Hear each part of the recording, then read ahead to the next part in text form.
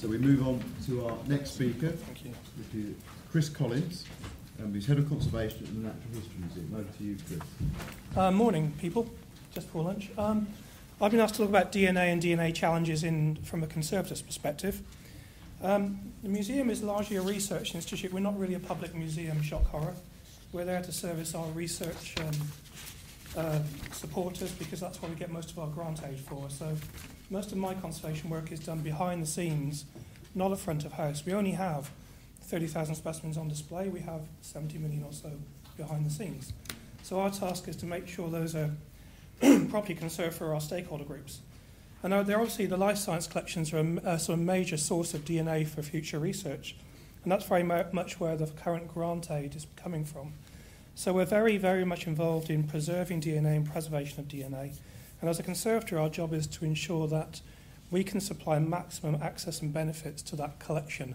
And that means understanding what proper conservation means in a natural history context. So one of the challenges for us is to honestly say, do we understand the complex chemistry of a natural history object, which, okay, is dead, but represents a living object. And we're trying to get it back to as close to that living object as possible. We're bound by a number of international conventions that really guideline how we give access to our collections and do conservation work. Convention for Biodiversity was signed in 1993, and it covers both external conservation, site conservation, and conservation of the biological diversity, plus sharing of ABS, benefits and access, plus the objects in museums as well, which are part of the Biological Convention. In 2010, the Nagoya Protocol looked at and confirmed the international approach to access and benefits sharing on genetic resources. And that really is where our research is going. It's about preserving genetic resources.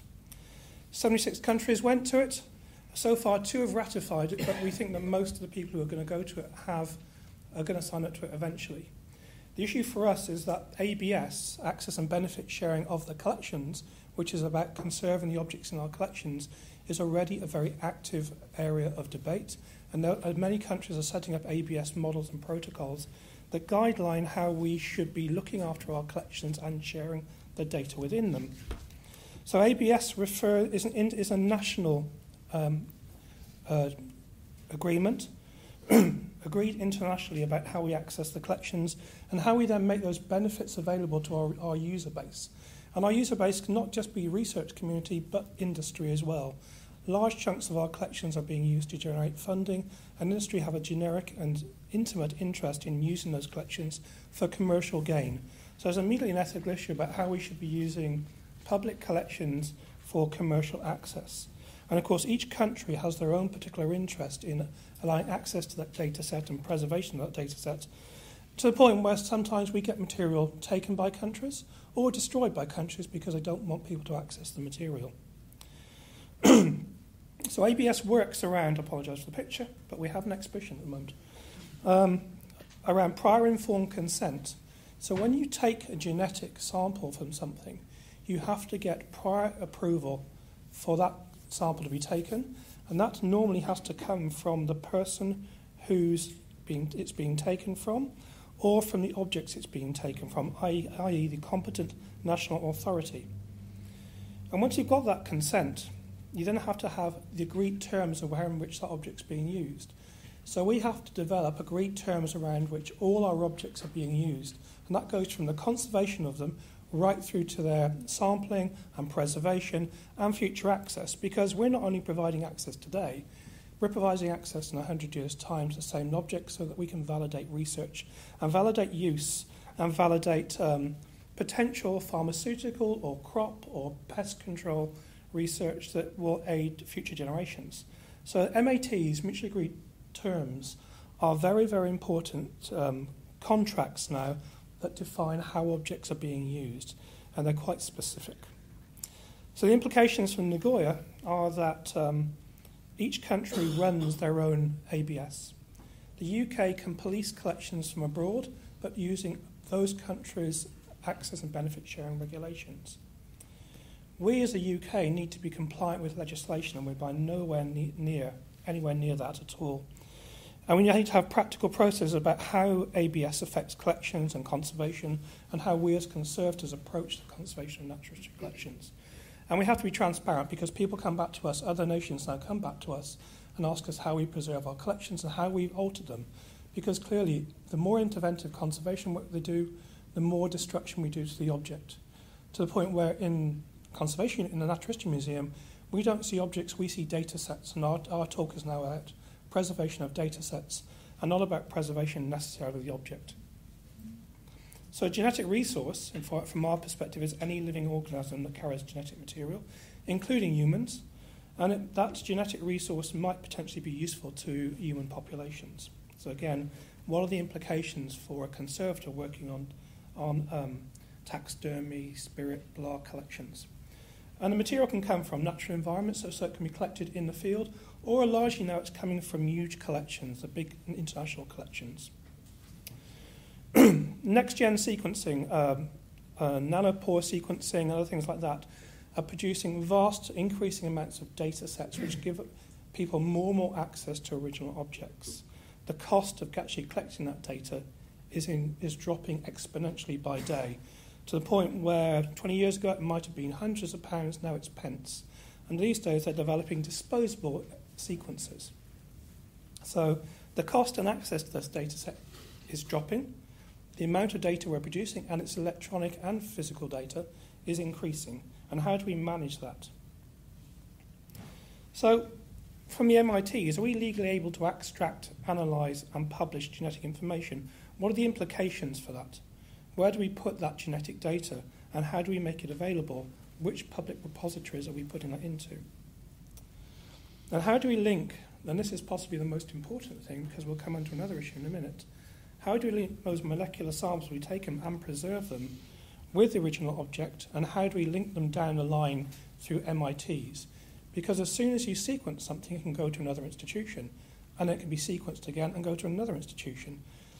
Are you carrying on those MATs? Because those MATs conform to the original object and then any other sequence taken after that. So there are a lot of issues in terms of tracking data sets and making sure that people are aware about the access and benefit terms to that particular data set. One of the most interesting areas of this is molecular derivatives, because, okay, you give permission to give your DNA, then it's sequenced. Who owns the sequence? Then it's passed on to another institution or a company to do genetic research. They can adapt it. It will be changed, and genetic data changes. Every time you reproduce a sequence, there's a large chance that that sequence will change and will give you a different result. So sequences taken are not necessarily the same. And that's a major issue to us in terms of how we preserve and track and curate and manage those sequences. And at the moment, particularly with modified derivatives, that's the stuff we then work on, the sequences that are then adapted, there are very, very poor international regulations on how those are developed and how those are managed. But these are critical to us because we're the people conserving this data set. I also conserve sequence sets, I conserve tissue samples as part of my role as head of conservation. So you may not think this is relevant to this, but this is entirely relevant to a large natural history collection and how you conserve the material for public and research access. Okay. Human remains are particularly an issue to us. They're governed by HTA. Permission and consent is governed by HTA. And we have future issues about how we manage those. We need to have a clear understanding on use and potential outcomes of the data sets, the influence of our work, and a holistic understanding of the issues involved in decision making. Okay. So there we are. Thank you, Chris.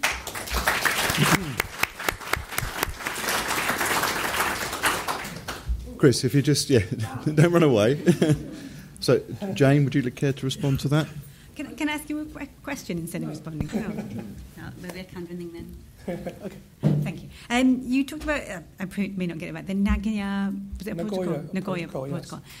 Two questions. Do you see that as an ethical framework or just a commercial thing? And who was involved in creating it? It's a UN protocol. So there were 70-odd countries involved in developing the Nagoya Protocol. It's a subsidiary protocol coming out of the Convention for Biodiversity, which is aimed at preserving our natural heritage, both external in field and internal in museums. So it's an international agreement looking at preservation of our complex biodiversity, with a concern that the biodiversity is rapidly being destroyed, and we need to preserve it as fairly and equally as possible, plus also exploit it in a fair and equal way that's sustainable. So do you see that as a legislative stricture or an ethical guide? It's both. It's both. Yeah. It's guiding us how we should preserve material in collections, and it's guiding us how we should give access. It's not quite a legally binding document, but it's been agreed at a national level, international level. Therefore, it provides some legislative overview to how we should manage our collections and how we should ethically give access to those collections to different user groups. So perhaps then the question that this opens up is, should other people be writing our ethical codes for us, and we just deliver the data and consider how we pass the information on down the line? There are various institutions already developing ethical codes, ABS codes around how they give access to collections, and what we're slowly trying to do through different groups, both in Europe and worldwide, is join up those ABS models so we have a consistent and standardised model about how we should give access to our collections, how we should share the data, and then how we should preserve our collections. But here, clearly, it has major implications on the conservation of those collections. Okay, thank you. Eugene, I believe you have a response. Surely there are lots of information associated with DNAs, and you must have stored it in a database. We have petabytes of data storage. Yes, that's right. So what do you store? Because I'm interested in the structure and the metadata. How many have you got?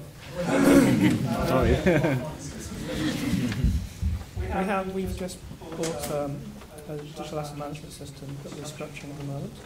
We have every sort of data set. We have a CT scanner in the museum as well. So we have all sorts of data sets that link to the DNA sequences. The DNA sequence is just stored as a standard text file, I think, actually. Something like from which it can be accessed. Okay. But we're reproducing millions of sequences. The difference between old sequencing and new sequencing is we can do tens of thousands of sequences in parallel, whereas before it was one. So, and every day the number of sequences produced increases exponentially. So data storage and data structures are currently being put in place, and they're being put in place alongside our current collections management systems, so we can integrate the data sets, and then we're looking at common user interfaces between ourselves and other data users. So places like the Smithsonian, the big naturalist museums around the world, we're trying to standardise our data sets, so at least there's some form of portal they can go through to extract the data through it. So it seems there's a clear drive here. There's a mutual benefit in agreeing to this approach, Yeah, there is, which probably may not exist elsewhere. Question. Your name?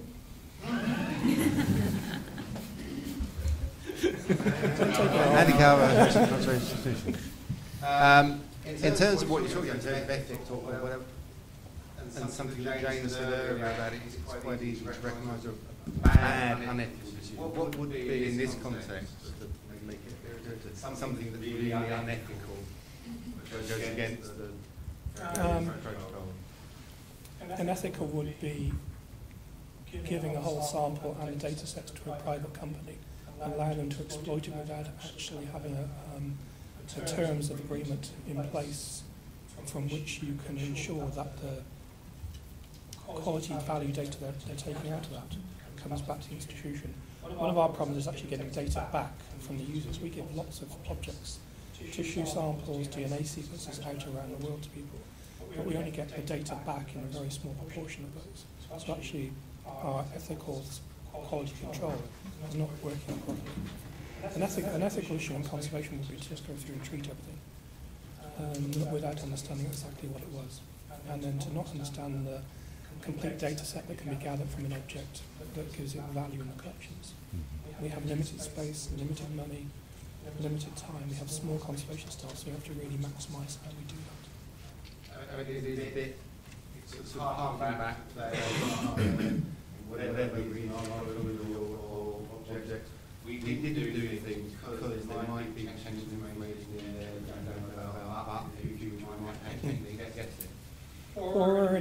realising that the past, but we're already realising that past treatments we used to use were really, really bad. And as the first speaker said, we're only as good as the technology at the time.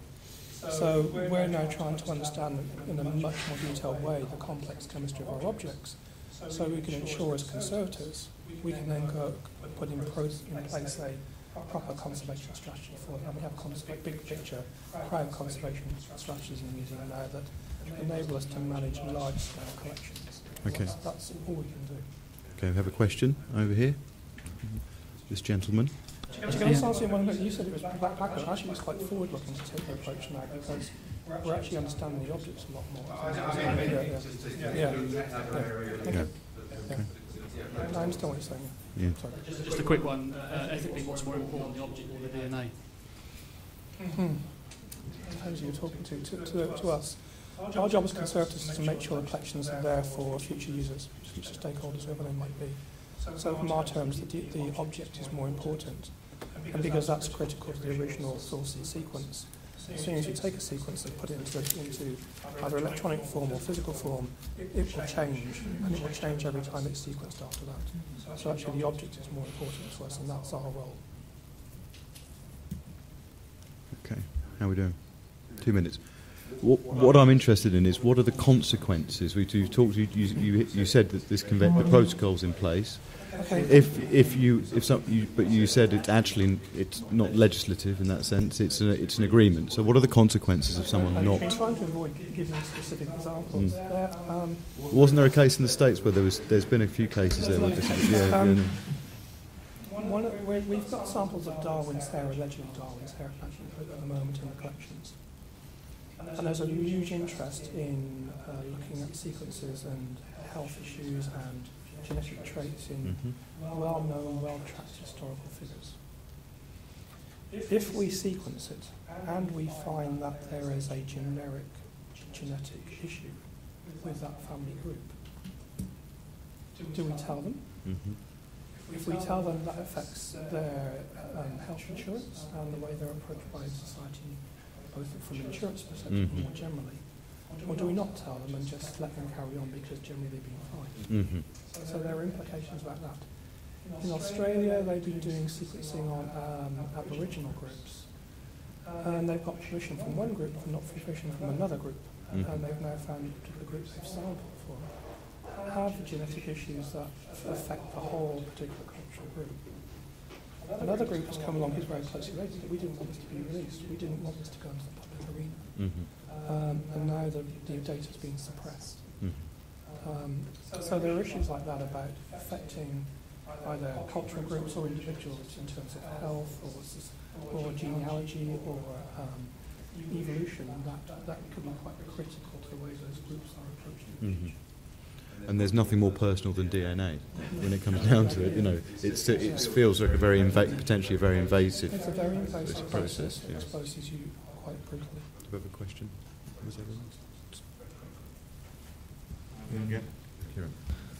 Who makes the decision on who's allowed to actually get the data set? I mean, is there like only registered companies who sign up to a specific code or whatever get to use the material for research purposes? And who makes that decision? We have a destructive sampling policy because, of course, taking a tissue sample is destructive as a whole other set of issues. We weigh up the benefits. We weigh up the benefits of giving a sample to a particular company. If it's a commercial company, then we would have to enter into a licensing agreement with them to ensure the data set was publicly available, because this is all about benefit sharing as well. So they can use a data set to develop something specific, but the data they've developed would have to come back to us. Generally, we give to non-commercial institutions and loan to university-based researchers. There's no endpoint industrial application. The final decision is made, depends on if it's human. It will go back to our HTA, Human Tissue Act PI, who's currently the head of the keeper of paleontology. He will make the final decision about whether the material was sequenced. If it was just normal, non-human material, it would go to the collections manager under advice from the head of conservation about the appropriateness of the sample being taken, and I stopped samples from being taken because of size, inappropriateness, deterioration of specimens. Okay. Thank you very much.